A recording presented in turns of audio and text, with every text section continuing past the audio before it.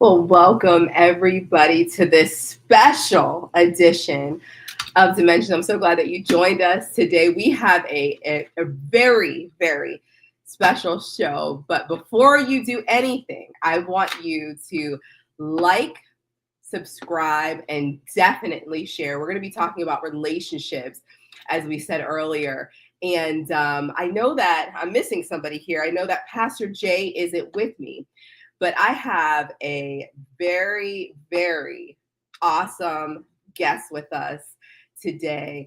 And I'm going to introduce him already. So why don't you come on in? Okay. The guest said keep going. So we'll keep going until he's ready to come. But one of the things that we wanted to do is talk about relationships. There's so many, we have fun and we, joke around about different things, but there are so many people, so many couples that need help in relationships. And it's amazing because it doesn't matter if you just got in it, you're 1, 2, 3 years, or you're 50 years in. We can always brush up on different things. So that's what we want to do tonight. And we're going to be talking about relationships. We're going to kind of be going deep. And then also, too, we are going to be answering questions live.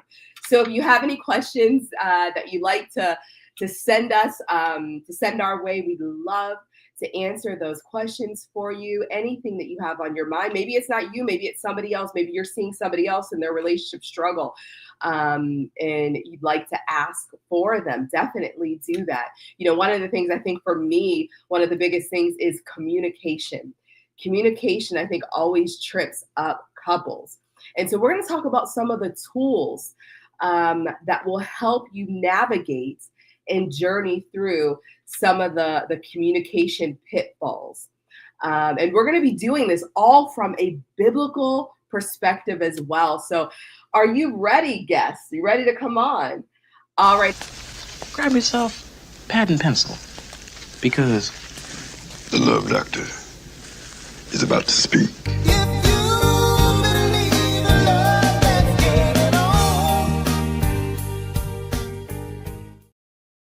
Well, I hope you enjoyed seeing that, everybody. So today, no further ado, we have Dr. Love in the house. I love that. I love that, Dr. Love. Yeah.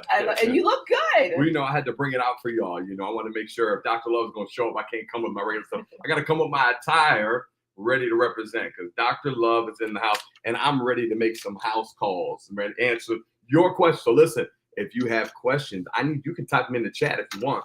We'll get them right there on the chat. However you want to do it, you can still get a hold of us and let us know any of your questions. We're going to be tackling some questions that have already come in, and we want to tackle some of yours. So even while we're talking, you might have some questions. If you throw them up there in the chat, we'll be able to answer your questions live. All right, y'all? So Dr. Love is in the house, y'all. We getting in on this. All right. Well, listen. So I just want to go through. So we have Pastor Lynn is in the house. Pastor Lynn, we love you. Yeah, man. We have Melanie in the house. Just saw her yesterday. We love you. So what do you think my husband is going to say? Well, it don't really matter. What you don't tell him, we'll keep what happens in Dimension stays. Right. Dimension. Okay. All right. Well, it'll stay here. That's so right, I know you got some good stuff for me and for the people that are going to be watching. For sure. Today. For sure. So We're I'm ready glad. to go. Well, a lot of people want to know about relationship stuff. That's something that's near and dear to our heart. We are really advocates of being transparent and talking about what we've gone through in our relationship, the things that God has given to us. And hopefully it'll be a blessing to a lot of you. And that's kind of why we're here. So I'm excited to get in on this stuff. But listen, let us know what you want to know, because Dr. Love's ready to answer your questions. So also share. Once again, share, like, and subscribe. Let somebody else, like you said, share it. Let somebody else know. You never know who needs it. There's so many times that people are walking around, you have no clue what they're going through. You have no clue what they've been through. So you don't know how you sharing this will actually in turn be a blessing to somebody else. That's right. So I'm excited about getting in, and I have some questions. Let's do this, y'all. For You know you. I'm ready. Dr. Love ain't never rattled, y'all. There ain't nothing you can throw my way there's no question too heavy that Dr. Love cannot move it. That's right. Well, listen, before we get started, it is customary on Dimensions that we always like to do a Would You Rather segment. So get ready.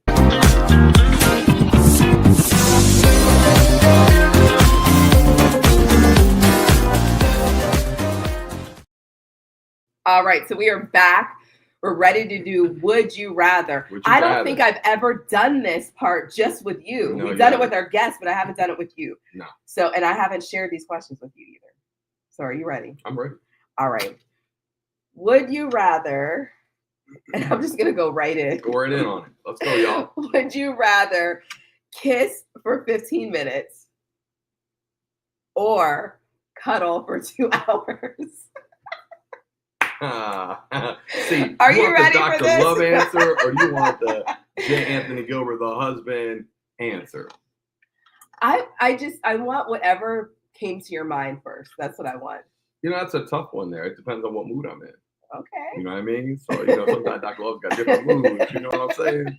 It depends what type of mood I'm in. I mean, because, sometimes that cuddling Isn't it nice? can lead to the kissing.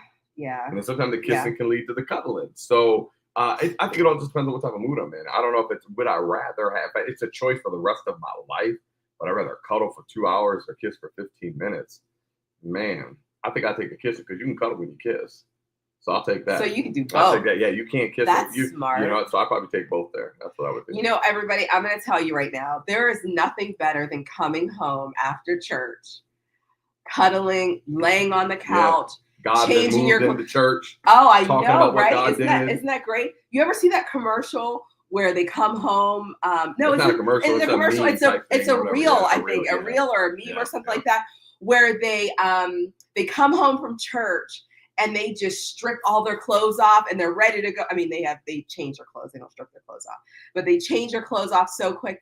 That's what I love. I love that. And then you take that nice little Melody put something in there. Okay. The cuddling definitely, because everything else follows after cuddling. Go ahead, Melody. So there you go. That's right. So yeah, the That's cuddling. right. But you have to pick though. That's the only thing, Melody. You have to pick. Do you want only cuddling or do you want kissing?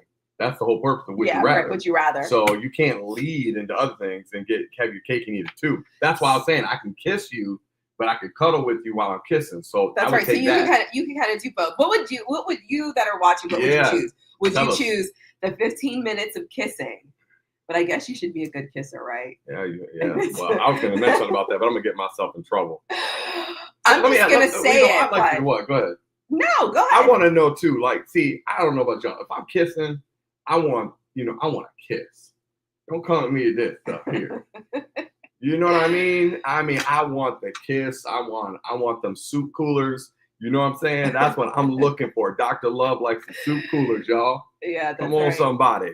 Y'all don't know what I'm talking about. All right. So okay, cuddling, physical touch goes further. All right. So, okay, second one. Would you rather rewind time to 10 years before you met me so that we could know each other longer? Or would you prefer to spend more time with me now? Is that a good one? Yeah, I would say go back. Okay. I would go back. Knowing where we are now today, there's a lot of things I do differently.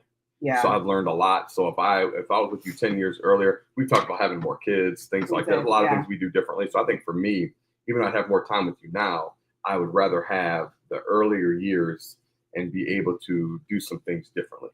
Well, I think about, your mom passing. That too. And even the boys having an opportunity to meet your mom and, develop that relationship there to rewind. You know what I mean? Yep, without a doubt. Yeah, so that's good. What would you rather, everybody that's watching, would you rather rewind the 10 years or spend time with the person you're with? The person that you're with now, whatever. Spend more. All right. So let's move on. Last one. Would you rather? I'm actually afraid to hear this response. Dr. Love's in the house, y'all. I really am. I really am, everybody. I'm Come afraid on. to hear this response. Would you rather that I am always on time or never upset? Oh, I take never upset. Never upset. I knew you were going to say that. I'll deal with the time. Because you know gonna what? If you ain't on time, I can take my own car. But being upset, I mean, that's something else. Sometimes that takes time. Yeah, well, you can take flush that through while you're in the car. You can drive, and that'll take you the time to be able to get through your stuff.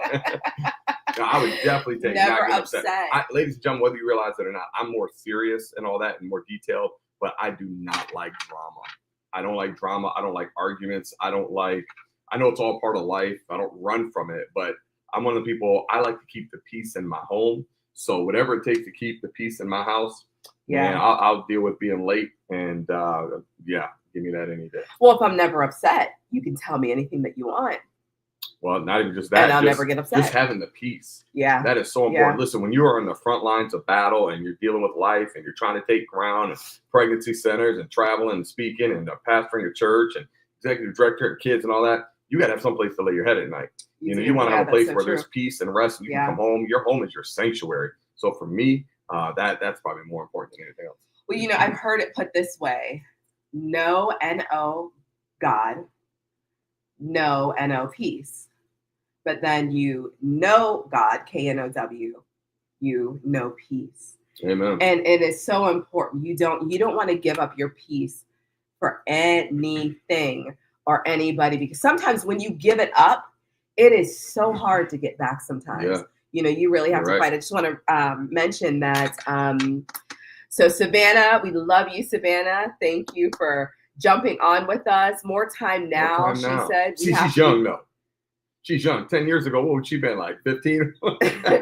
She's young, so that's easy. But when you're like 48, you want to go back. You want to go back. That's a good point. That's a good point. But that's good, though. Savannah, we should ask you in like 15 years. Yeah, right. What would you rather do? Yeah, exactly. But that's good. So you said more time now.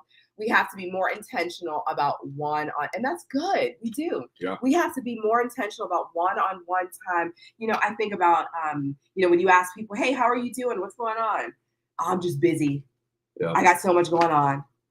And before you know it, you've missed so many important milestones and experiences in your life. And I always say this, you can never go back.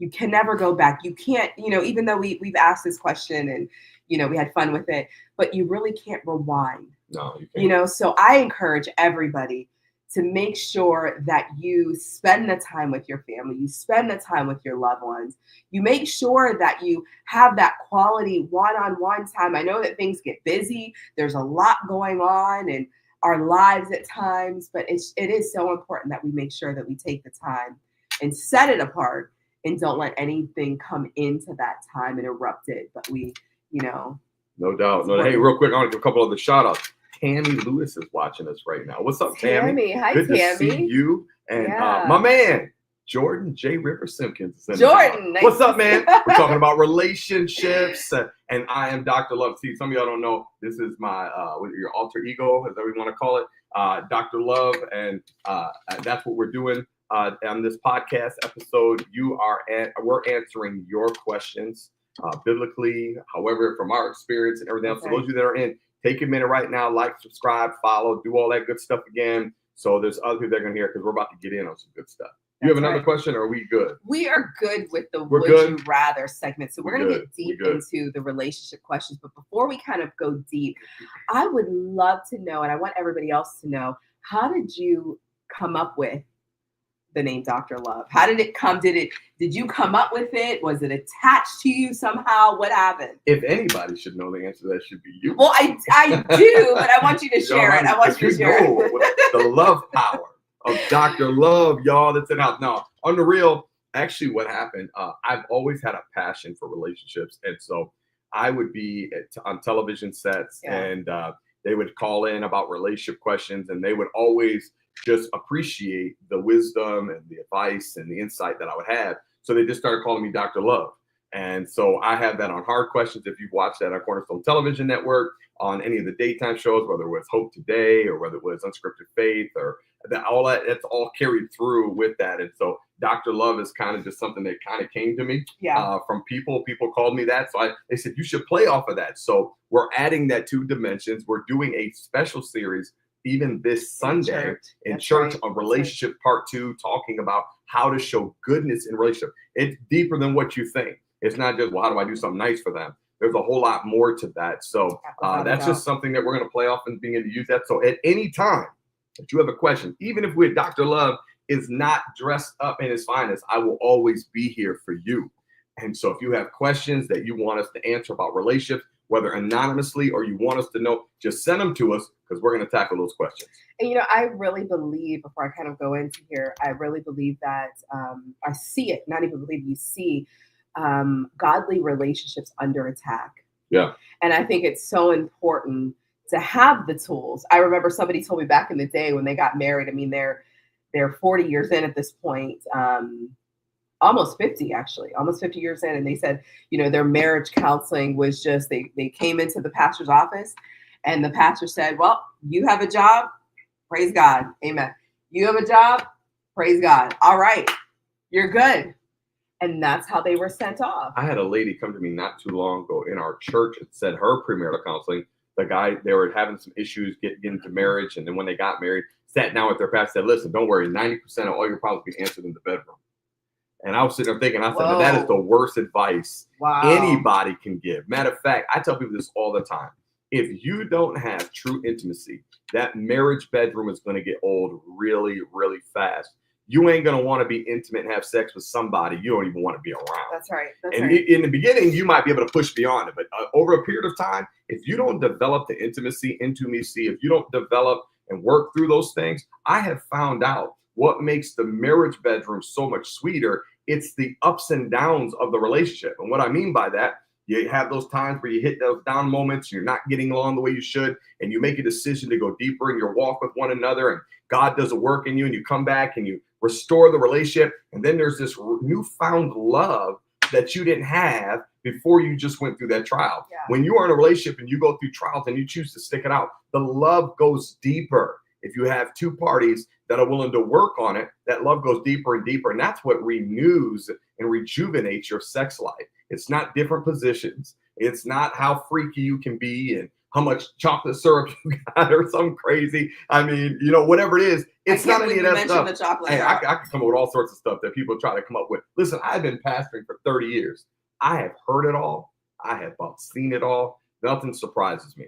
People try all these new things. And how do we spice up many times, if you need your sex life spiced up, a lot of times there's other relationship issues that you have. They never all have a spicy bedroom. I mean, put some hot sauce in there. I mean, do what you got to do to keep it spicy, because listen, this is the one person you're going to be with till death do you part. So you got to make it fun and exciting. But if you don't have that intimacy emotionally, you can forget about the physical stuff. It's going to get old pretty fast. No, that's so true. Well, I remember when we first, started dating, and then even in the first parts of our marriage, there was this novelty, everything was just so new and it was exciting. We couldn't wait to get home from work, and we'd stay up late, even on the phone. We were dating until 3, 4 o'clock in the morning, and then go to work, and then still be excited about talking again. What happens though?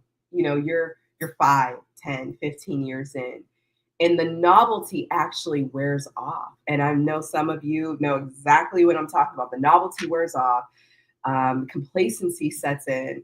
The routine of packing kids' lunches, getting them to school, church functions, meetings and things of that nature. What happens when the spark leaves? How do you revive that spark in that relationship where people, it's not like you are cohabitating, you know what I mean? But you can really regain that spark back. And I think a lot of people, they want that, but they're so used to just doing life, you know what I mean? Outside of having that connection with their spouse. Mm-hmm. Well, I think the thing that you have to really look at is when it comes to these relationship and things going stale, You know, our pastor said something years ago that I think is really, really good. He said, you have to learn to do out of discipline what you did out of courtship in your relationship. So the things that you did in the beginning of your relationship, you did that because of the novelty. That's You know, right. and you're Absolutely. both got your best foot forward, all those types of things. You know, you're brand new, you're in love, all those things. And then life, like you said, life begins to Mhm. hit. And I think one of the things you have to do is you can't take each other for granted. That's something that's really, really important. Don't take the other person for granted, number one. Number two, don't forget, this is huge. This is huge. Don't forget why you fell in love. Now, you So ready for true. this? So true. There is 90% of the person that you chose to marry that you will completely love, but there will be 10% that you will abhor. Stay out of their 10%. The devil will always try to get you to focus on the 10% and lose track of the 90, which made you say, I do. And so a lot of times what happened, we forgot why we fell in love. Yeah. Yeah. And it's funny, even Jesus talked about how, if you look in the book of Revelation, he said, if you don't do the first works, I'll remove Yeah. the candlestick out of its Right, place. right. So sometimes you got to go back and do the first work. What does a fire need in order for it to continue to burn? Fuel. So you have to keep putting things in the fire. Marriages stay on fire because people are intentional. Another thing you have to do, when I said don't take people for granted, you've got to make time for one another. You got to make time to date. You got to make time to do the special thing. You got to sometimes do things in your relationship that you don't feel like doing. You may not feel like wrapping her up and giving her a hug. Do it anyways. Mhm. You may not feel like doing the dishes. Do it anyways. You may not feel like making love to him. Do it, and do it with joy. Don't just do it, but do it with joy in your heart. And if you don't have that joy in your heart, you've got to go get into prayer and get filled up with some agape so you have what's needed in order to do that. Now, many times, this could get really deep. If you're just talking about just naturally losing a spark, or a lot of times if we have suppressed things going on, sometimes we have to work through some things. Sometimes the fire's gone out because of some things we need to work through. Or something happened. Something Something happened. Well, occurred. yeah, something Yeah. major happened. Of course, you got to find healing, Mhm. things like that. But just if you're talking about just regular everyday life, that is a practical way of doing without going real deep into major trauma in a marriage. Yeah. Well, you know what? I wrote down a couple things as you were talking. I think it's so important to be intentional. Got to be intentional, You know, so which is a discipline. it is a discipline. It's huge. I know with us, you know, there's so many things going on, you know, and it's easy to fall in that trap of, oh, we'll just do it next week. It's fine. I mean, I do sometimes, you know what I mean? We'll just do it next week. It's okay. But what happens is if you don't keep those things in place, the spark could actually go out. Yeah, exactly. You know, because your focus is not on your spouse, but it's on all those other things that really at the end of the day, they're not, I mean, they're going to be there. That work is going to be there. That's right. You know what I mean? It's just going to be there. So being intentional, I think, is really, really important. And planning with your spouse, planning with the person that you're in that relationship with, finding out too, I think is really good. Finding out what they like. What do they like? Maybe set something up. You know, I know my husband, he likes golf. You know, he likes certain movies. He likes certain places to eat. So, you know, for me, that may be, you know what, I'm going to surprise him and I'm going to take him to, you love Sushi Bomb. Yeah. I don't know if anybody's been there Oh, before. yeah. You know, you really have to love I sushi, do. really. Yes. But it's all you can eat it's sushi. all you can eat Fresh sushi. made to order. Everything's fresh made to order. They do have like a hibachi area where Do all you sorts of can, stuff, yeah. you know, and it's all you can eat hibachi as well.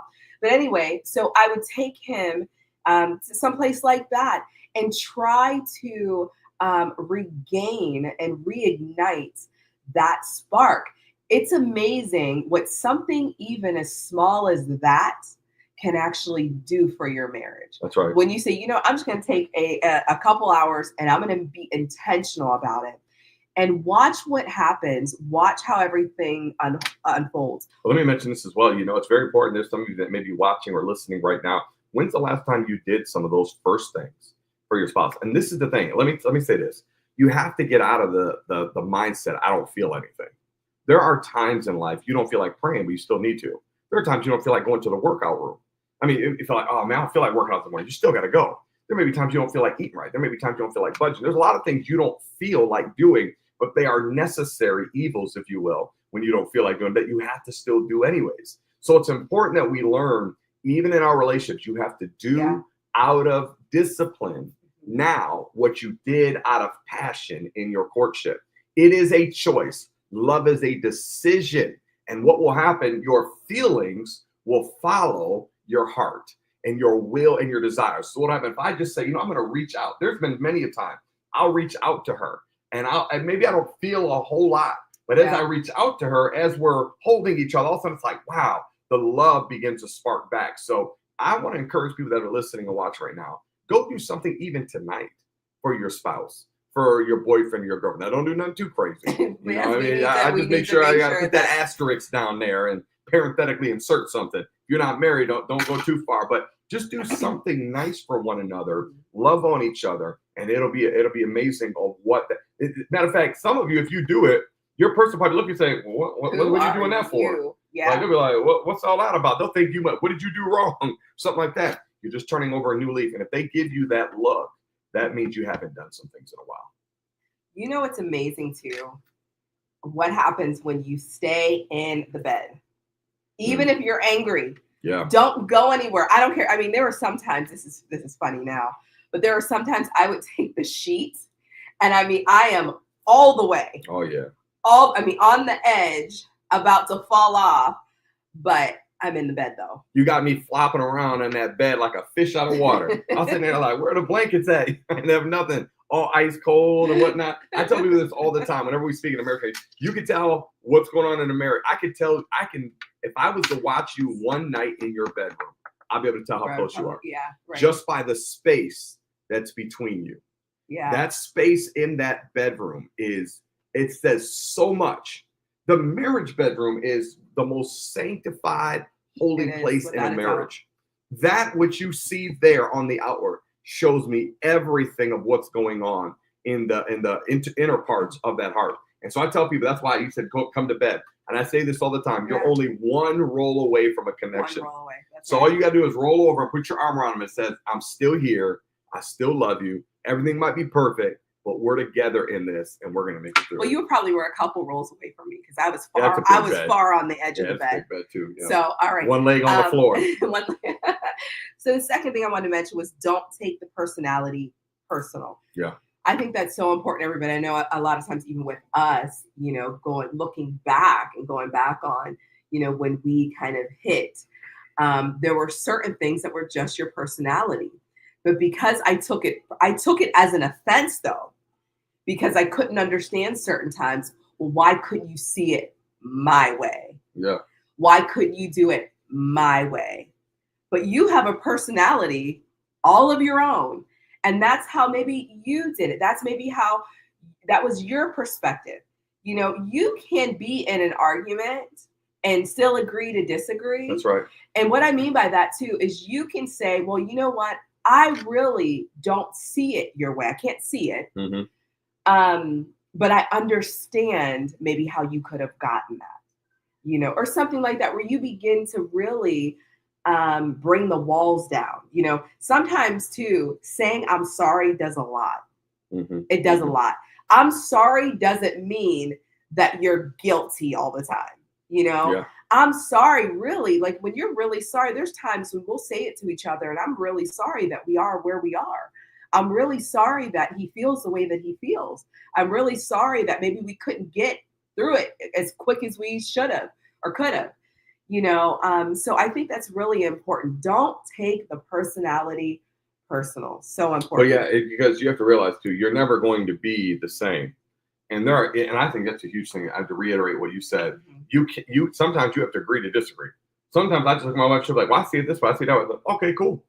I mean, it's not a deal breaker. I mean, it's not like we have to see eye to eye on every single thing.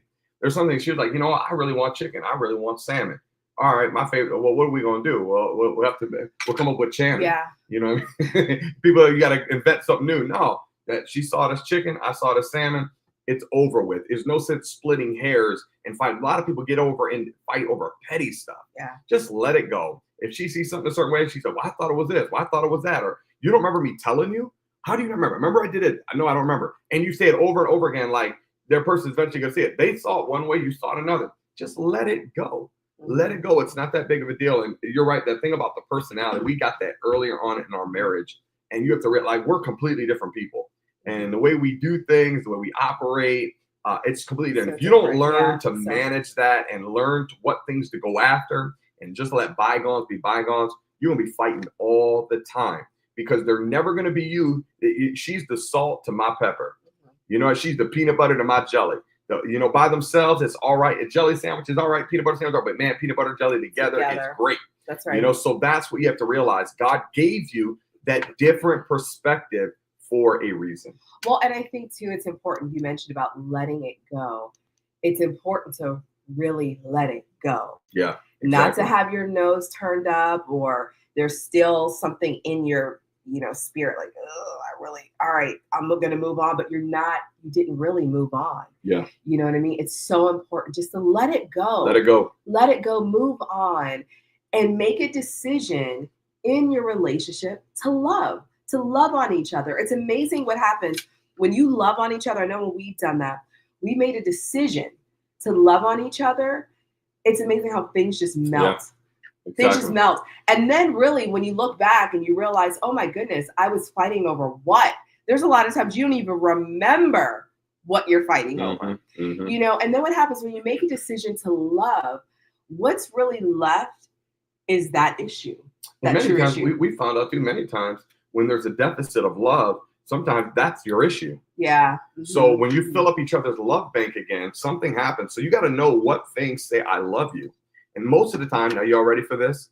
The things that you enjoy, that's not what the other person's love bank is going to be filled up with.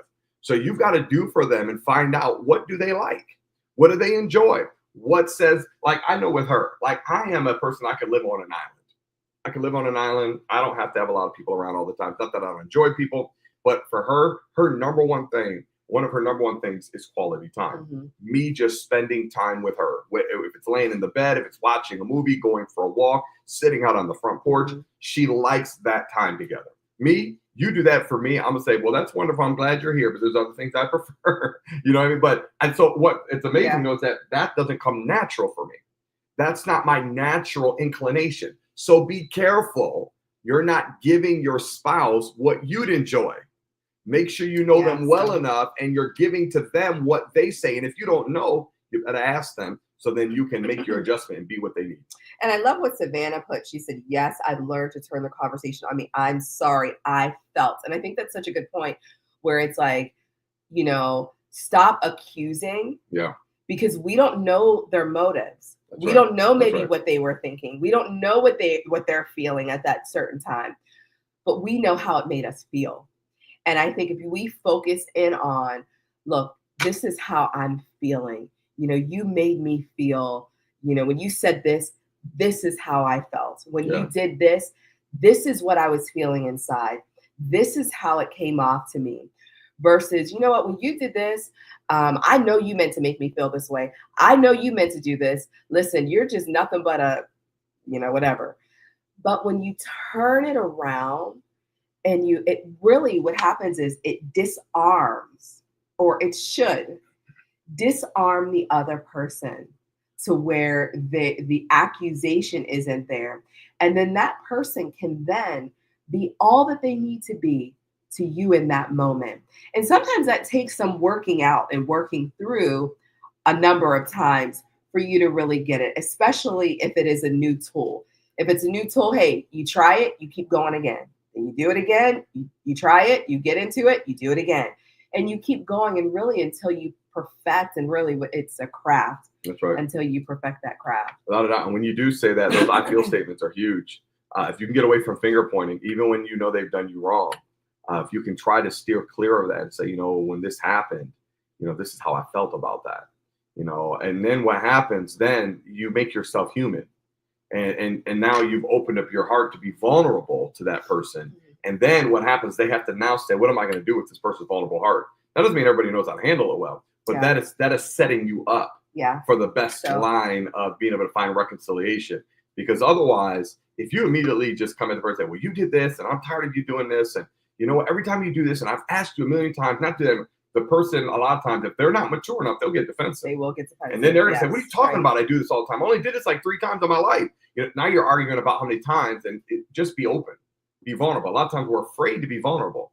We're afraid to open up. We're afraid to be emotionally vulnerable and to be naked and transparent. But that's the way you can tell if somebody loves you or not. That's right. And I think whenever you're in a situation that there's some turmoil there, know that the Lord will fight for you. That's one of my favorite scriptures. He will fight for you. A lot of times, I told one person in particular not too long ago that it's very important to do less talking about and defending yourself and let God do the talking. Let God do the moving. Let him do the shifting in your life. A lot of times we want to just get in there and we want to make the person see. We want to make them, especially if there is some type of betrayal or really deep hurt that they've caused. A lot of times we want to make them feel it. We want to make them understand and feel every emotion that we felt. But that probably won't happen. And so it's so important to give it to God, which kind of transitions into this next question. I've been talking to, there's some women that I have had the opportunity to minister to, and really their thing was they're feeling emotionally unsafe. Mm-hmm. It's not a physical thing, but it's emotionally unsafe. They feel they're just tired emotionally. They've been battered emotionally. They've been in the fire emotionally. What do you say to that woman that's just, they are tired and they feel they're at a point now where they feel emotionally unsafe? When you say emotionally unsafe, what do you do? What do you mean by that? So emotionally unsafe, that spouse is degrading them. That spouse is intimidating them through their words and even actions at times. Maybe that spouse is, just in terms of how they talk to them. There's no respect. Well, we're talking about abuse. That's the reason why I mentioned that. Most of the times when I answer these questions, like the previous one, how do you keep the spice in your marriage or things like that, I'm talking from a standpoint that there's been no trauma. So when I answer these, I want you to realize I'm answering the point that there's no trauma. Yeah, right. Now if you said, well, man, this person had an affair or something like that, well, then that's a whole other type of story of how you're going to work through that. But in regards to this, if somebody is being intimidating, and what do I do with that? Well, you have to put distance between you. God doesn't call you to be abused. There's a difference between just having regular hardships and difficulties and ups and downs in a relationship. We're not seeing eye to eye. But when there's abuse, there's intimidation, being called names, and the person won't stop. They've got other issues. Now, this is the thing. When I was an alcohol and drug counselor, when people would come in, right, they would be battling with drugs and alcohol. They would say, I want to work on my relationship with my girlfriend. I said, you can't. And they'd say, what do you mean I can't? I said, because the problems that are in your relationship are as a result of the alcohol or drug addiction that you have. So we first have to deal with that in order to be able to work on the relationship, because a lot of those things might dissolve once you get rid of your addiction. Why do I say that? Because a person that's emotionally being abused, that other person has issues that have nothing to do with the relationship. These are not relationship issues.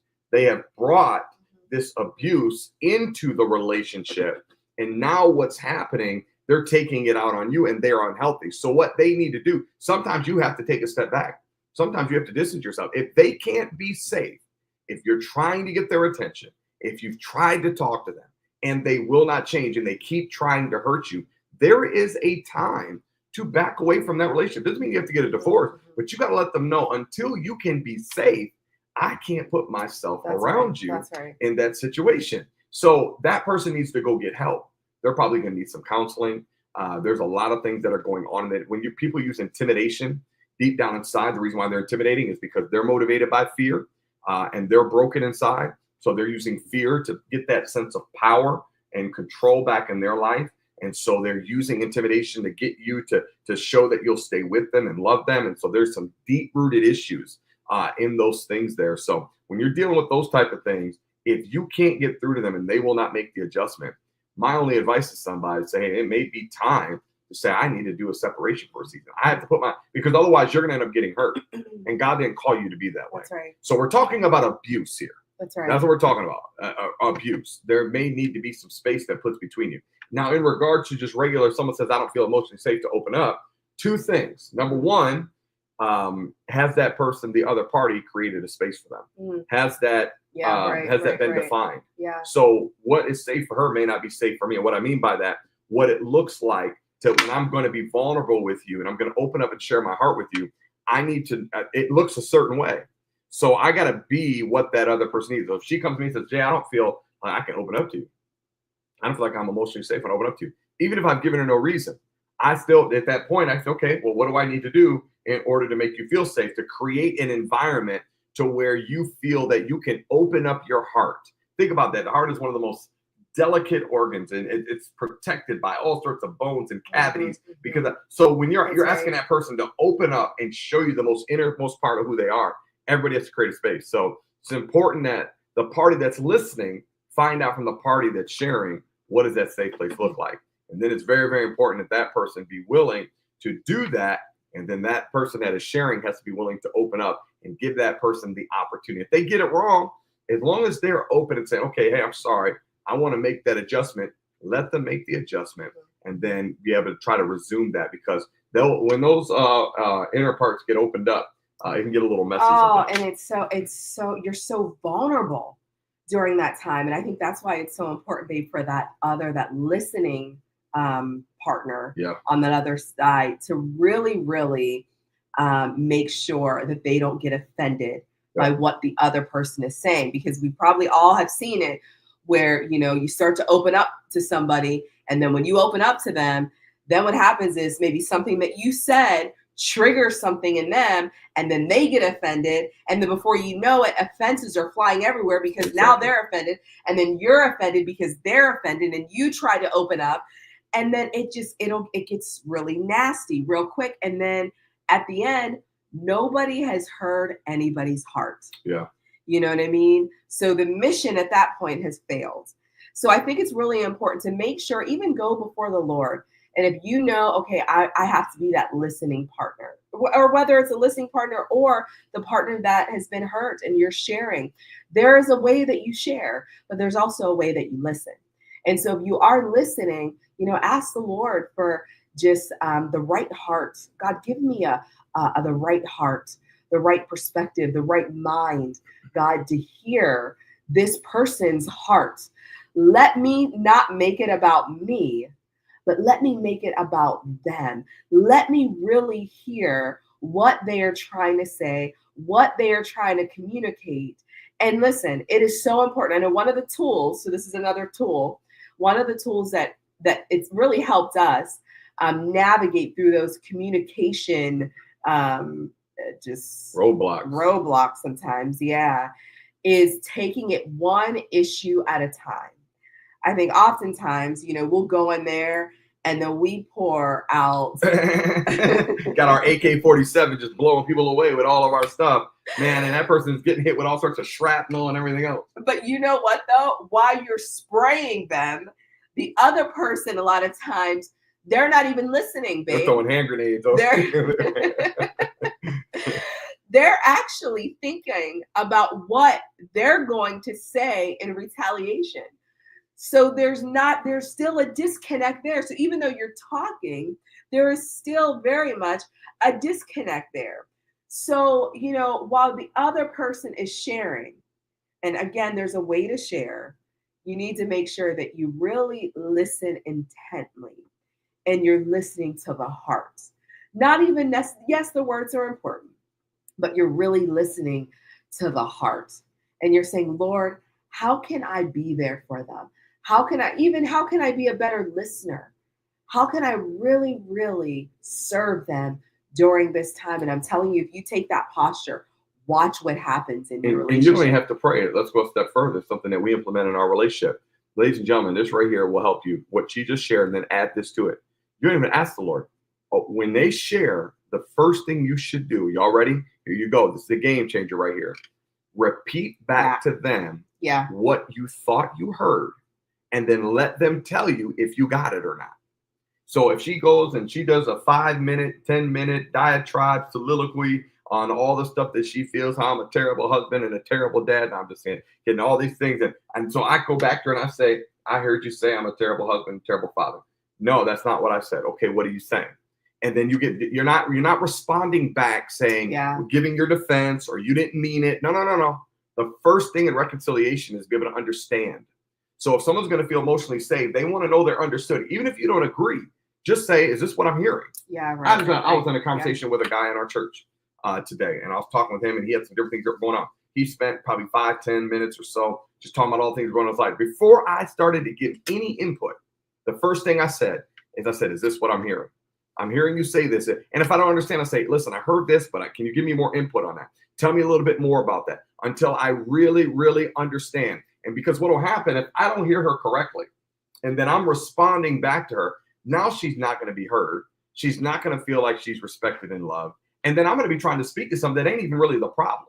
Yeah. Or may not even need it. She may just need me to understand. So whenever you sit down and somebody says, hey, I want to talk, let them finish everything. Don't interrupt. If you do interrupt, give it back to them. Say, I'm sorry. Keep your mouth shut. Open your ears. And then when you're done, say, okay, thank you for sharing that. Is this what I've heard? And share back with them. And then let that person tell you if it's if you heard correctly or not. And if you haven't, be humble. Let them share with you again. And then until you get it. And then once the person feels they're understood, you can then develop, okay, what can I do differently? Because many times we want to adjust, we get defensive, we do all these things, which lets me know you are not hearing them at all. You're more worried about being right or being justified or explaining the situation away versus just understanding what they experienced and what they felt and why they are where they are. You know, it reminds me of when you get into an argument, everybody has these walls up a lot of times. You have the wall up. And then what happens is when you come in with that heart of love and you say, all right, I'm here. I'm a safe place for you. Then what happens is it goes down a little bit. Yep. And then they share. And then what happens when you do what you just said and you repeat it back, then what happens is the wall comes down a little bit more. And then really what's happening is that person now is saying, without even saying it, they're saying, I feel safe with you. That is what's being communicated.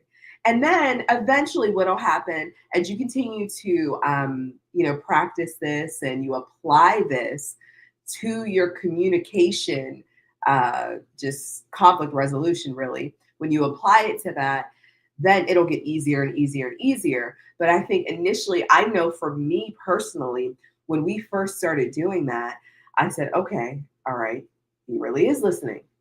Okay. And then when you would ask me, hey, can you, is this what you're saying? Is this, and then what that tells me is that you really want to hear what I'm saying. That's what it's telling the other person. You really want to hear what they're saying. You really care about them. And it's amazing what happens when people really know that you care about them. And it's the thing too, that, many times we are not getting the true crux of what they're saying. We say, oh yeah, I understand, but you really don't understand. And how important is it for you to really take the time to just listen to them, understand them, and then be able to respond back in return? And I'm telling you, it changes everything when you do that. And so, listen, this works in any relationship. Yeah. I used it with somebody in my church. They were sharing me a bunch of things that was going on. I said, well, and funny thing about it, let me say this as well. This is important. Most people have not been in a relationship where they know how to communicate. Yeah. Right, so a lot of times what they're saying is not really the issue. So they may be saying one thing, you're sitting there listening saying, man, I'm not really hearing what I thought. All right, that's what I'm hearing. You're not really catching it at the time. Many times, ladies and gentlemen, people have not had healthy relationships. They didn't have it where you sit down and talk through issues without yelling or screaming or somebody downgrading what you're saying, or even some people, they just completely ignore them and shut them out and won't listen to them, or their opinions aren't important and they've been taught like that nothing that's important to them is important to their parents or whatever it is. So now you come into a marriage and you only know how to communicate from behind the wall. That's it. And That's it. communicating from behind the wall kind of looks like this. You could say something like, you know what? You love that car more than you love me. You love this more than you. They're not saying that. They're just saying maybe they want more time with you. That's what they're really saying. So but they haven't learned. when I tell you that you spend more time with a dog than you spend with me, is that what I'm That's a little running joke. Because I got my little daughter now. My little dog, I have to bring y'all some pictures. And so a lot of times she'll say, man, you talk. Because I was going to, I'll say, you good puppy? You know, you do that stuff with your dog. She's a little puppy. So you don't talk to me like that. So now when I come to bed, I go, oh, you good girl. Come here, daddy. You know. So we'll make this little joke. But so that's what'll happen. A lot of times people will talk from a place from behind the wall. Why am I saying that? So this is what I'm saying. So if somebody came and said, well, you love that car. You love the dog more than you love me.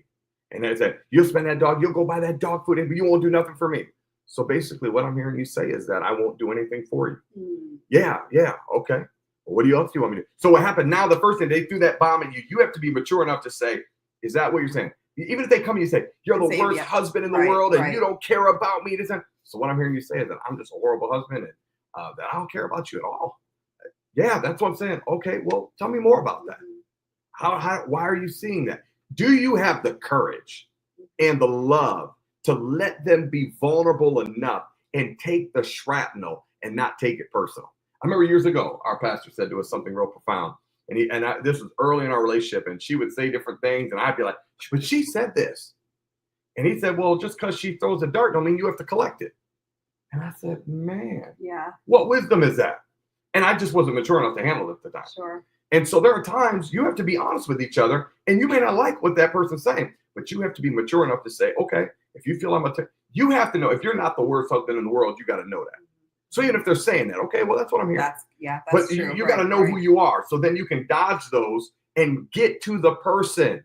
Because then you throw your walls up and now you both are talking from a place of irrationality. And it's just not going to get anywhere. So and I think it is important. And I think that like you know in your heart what you feel and how you feel about the other person, even if they say something that is contradictory to that, but you can't lose by saying, I'm sorry. That's right. That's not how I wanted you to feel. I'm sorry that you feel that way.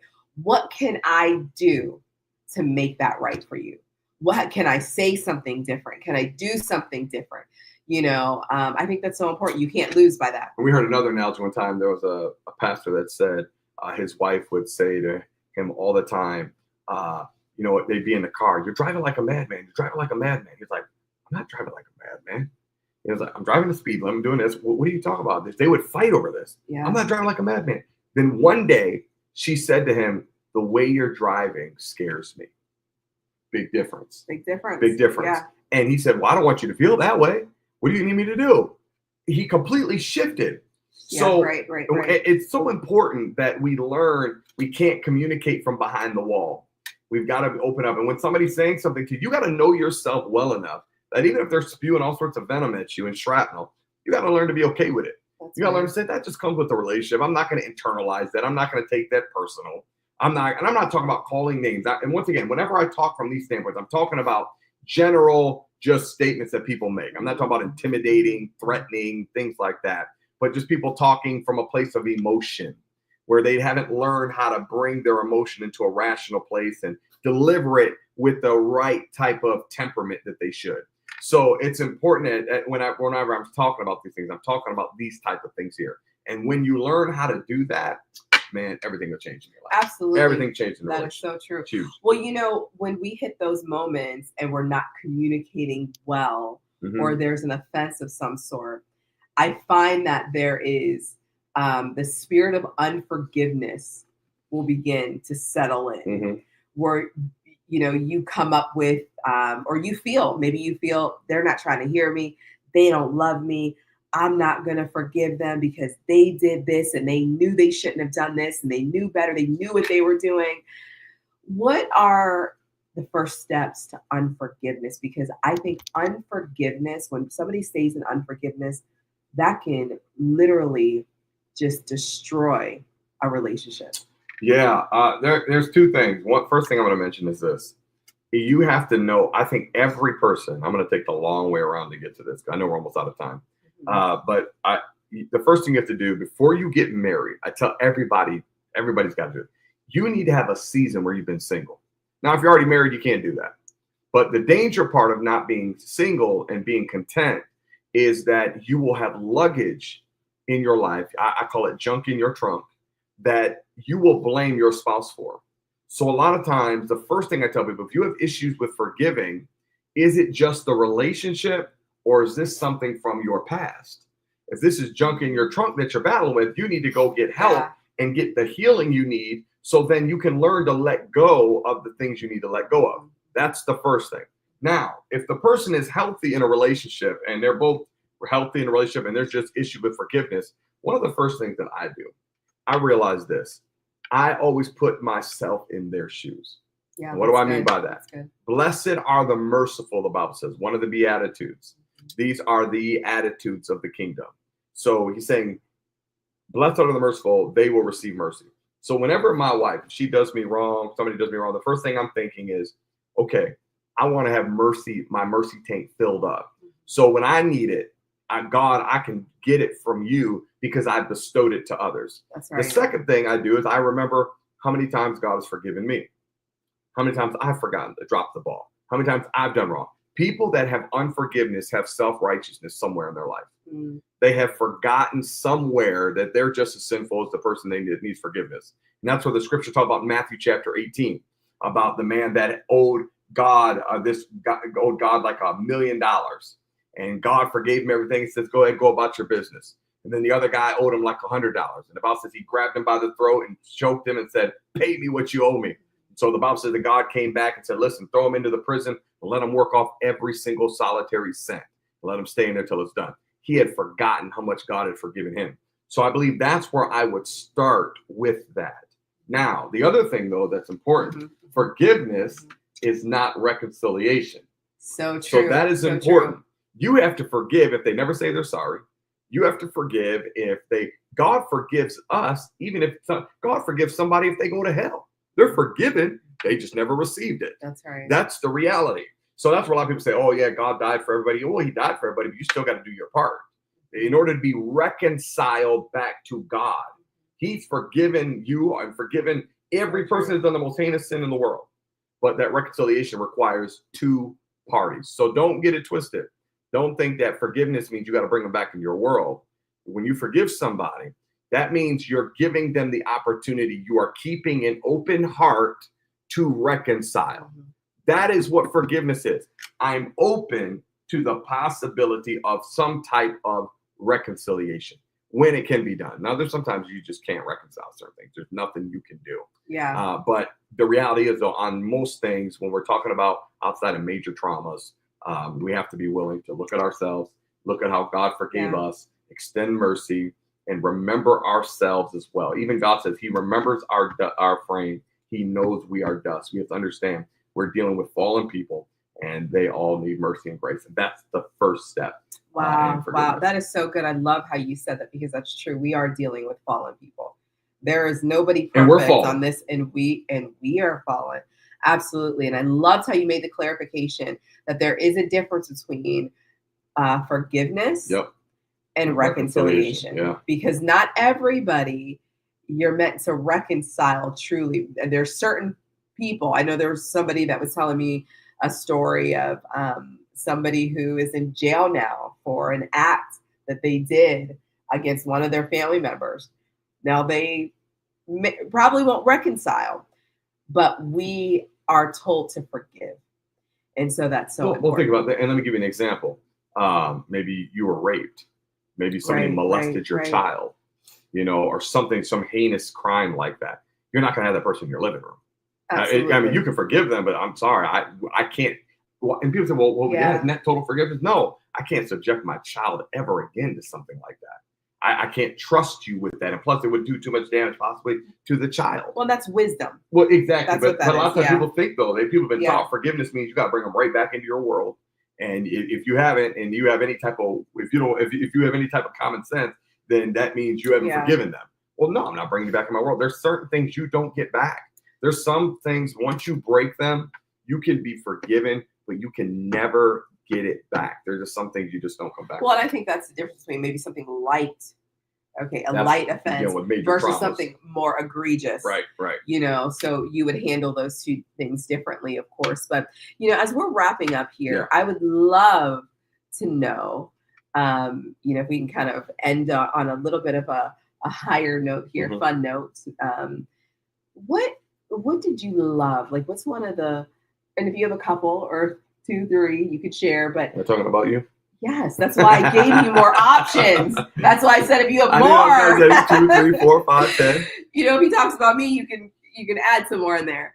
But what's some of the favorite things about being married? Oh man. Well, listen, I'm gonna be real. One thing, listen, if you want to see me be real, come to my church on Sunday morning. Come to our church on Sunday morning.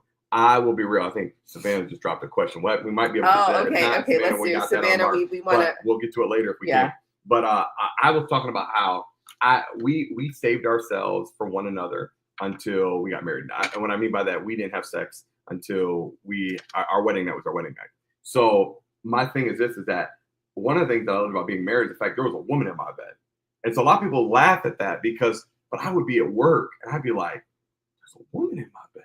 I had never lived with a woman. And you've never told me that though. Like you never came back, you could tell by the smile on my face. I was grinning from ear to ear. I stopped working out. I didn't want to go nowhere because it was such a new experience. So I love the fact of just having the relationship. I love being married. I love the fact of us doing a life together. That this isn't for everybody, but this is why I love being married. We get a chance to do ministry together. A lot of people can never experience that. And not only do I get a chance to do ministry, there's nobody who I have to do ministry with. You're such a great tag team partner with me. And so I love that. I love the relationship. I love the fun that we have. I've loved the ups and the downs and the ways that I've had to grow in order to become better for you. There's so many different things that I can mention. I love the fact that I have a prayer partner with you. I love the fact that, you're ride or die. I love all of that in the relationship. I love every part of it, that we get a chance to share life together. We have children together.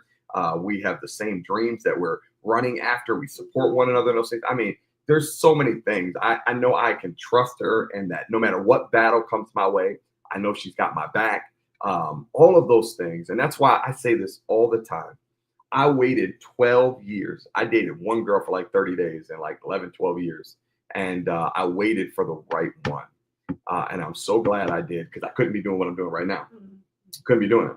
And that God knows, I mean, I can get on television with you. We can preach together. We travel and preach together. They call us now to preach together at churches. I mean, it's just amazing. We did the pregnancy center together. We hosted MC the March for Life in Harrisburg. Yeah. I mean, there's so many things that I love about every facet of it. I mean, I love that. I love every single part of it. I love the bedroom part of it. I love outside the bedroom. I love date nights with her. I love every single part of being married. And it's been a lot of fun. So I've enjoyed it. Well, I appreciate that. And, I think one of the reasons why. You're welcome. You're welcome. That's okay. One of the reasons why I asked this question was because this is what you need to do.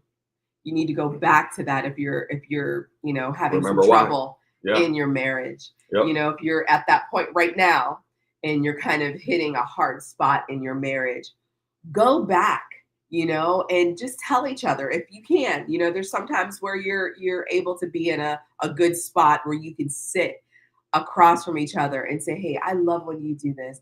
I love that I have a man of God. I love that I have a true spiritual leader of our home. I love somebody that I can do life with. I love the fact that he's a great dad. I love the fact that he makes me laugh. I love the fact that I can stay up at night with him and ask him all these different types of questions about the Bible. And we just stay up and we have fun. And it goes on and on. But, it's so important to remember those things. I just feel like a lot of times that's what happens, babe, is that people don't remember the good stuff. And let me say this to what you're saying. If you're reaching out and doing that, ladies and gentlemen, if that person's reaching out trying to love on you, let them. Let them. Don't be stubborn. You know how hard it is to reach out when you're not happy with somebody. That might be the one opportunity that you have to Yeah. reconcile, and then you shut them down. They may not have the grace to deal with your stubborn self. Right. So if they're reaching out and they're trying to say, you know what, I just so appreciate you and I love you, and then why did you love me? Why'd you do this? Yeah. It's like, no, thank you very much. Don't be stubborn. Let the love in. If you need a minute, say, I so thank you. I just need a minute. I will come back and we can resume and share with each other why we love each other. But don't shut them down.